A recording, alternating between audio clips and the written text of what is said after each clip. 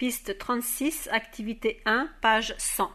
Fatmata Le Jeune Kaba, vous êtes porte-parole du HCR à Genève. Et le HCR salue la décision historique de l'Afrique qui, avec la convention de Kampala sur les personnes déplacées qui entre en vigueur aujourd'hui, tout d'abord, en quoi c'est historique au niveau du HCR?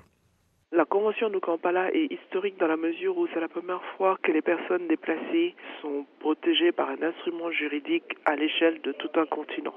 Donc ça, déjà, c'est très important, surtout pour l'Afrique qui compte le plus grand nombre de personnes déplacées ou parmi les plus grands nombres de personnes déplacées. On a presque 10 millions d'Africains qui sont déplacés à l'intérieur de leur propre pays, très souvent à cause des conflits, mais aussi ça peut être pour d'autres raisons que la Convention regarde. Ça, c'est d'une part. D'autre part, la Convention établit clairement la responsabilité primaire des gouvernements pour s'assurer que les personnes déplacées ont des droits qui sont respectés et aussi qu'ils aient accès à l'assistance. Ça, c'est important pour nous dans la mesure où, d'un pays à l'autre, ou même au sein d'un même pays, d'une région à l'autre, l'accès aux personnes déplacées est parfois problématique en fonction de qui dirige dans quel endroit. Donc, il n'est pas toujours aisé pour nous d'assister les personnes qui ont le plus besoin.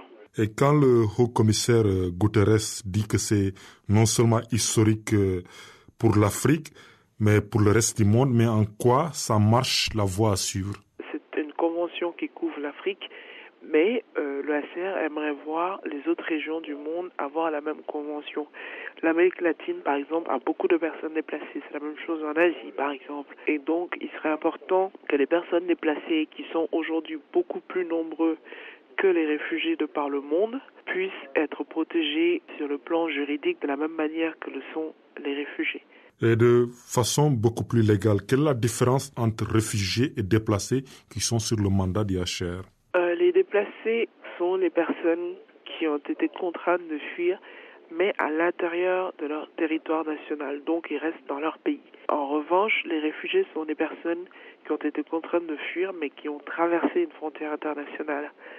Mais très souvent, que les personnes soient déplacées internes, qu'elles soient réfugiées, souvent c'est les mêmes causes qui les font fuir. Donc c'est pour ça que le HCR se félicite de l'entrée en vigueur aujourd'hui de cette convention qui protège les personnes déplacées, puisque jusqu'ici, il y avait un manquement sur le plan juridique. Ça, c'est juste un texte, mais qu'est-ce que ça va changer concrètement pour le sort des déplacés dès demain? On espère que les gouvernements vont prendre la responsabilité non seulement pour protéger les personnes déplacées, mais aussi pour prévenir les situations de personnes déplacées comme cela est demandé par la Convention.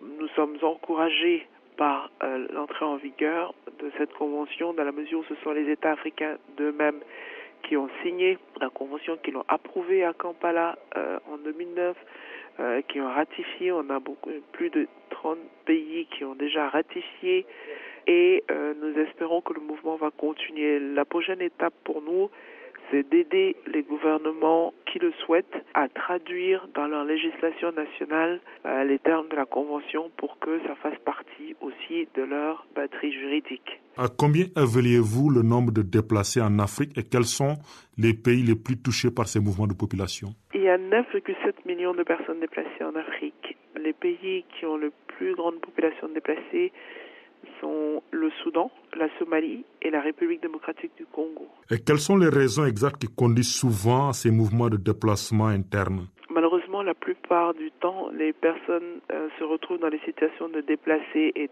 souvent prolongées d'ailleurs à cause des conflits. Les conflits restent la cause majeure, mais il y a aussi d'autres phénomènes comme des raisons climatiques, des désastres naturels ou alors parfois dans les zones urbaines parce qu'il y a un programme de développement urbain, les bidonvilles sont vidés et donc des dizaines de milliers de personnes se retrouvent sans abri. Aujourd'hui, quels sont les défis auxquels font face les humanitaires par rapport au sort des déplacés et quels sont les types de problèmes rencontrés une fois qu'ils essayent de rentrer chez eux? On ne peut pas toujours avoir accès là où il y a des conflits. Ça, c'est un problème pour les humanitaires. Mais quant aux déplacés, ils connaissent d'énormes problèmes. Non seulement quand ils quittent, ils dépendent entièrement de l'aide humanitaire et donc deviennent dépendants. Le retour à leur terre aussi est un grand problème parce que lorsqu'ils partent, même quand c'est pour des durées pas très longues, au retour, ils trouvent que d'autres occupent leurs terres, justement parce qu'il y a des conflits, il y a un mouvement presque incessant de population un peu dans tous les sens. Et c'est justement ce type de problème que la Convention voudrait régler en impliquant les gouvernements, en spécifiant leurs responsabilités pour faire en sorte que soit on prévienne les déplacements, soit on fasse que les droits soient respectés pour permettre les retours.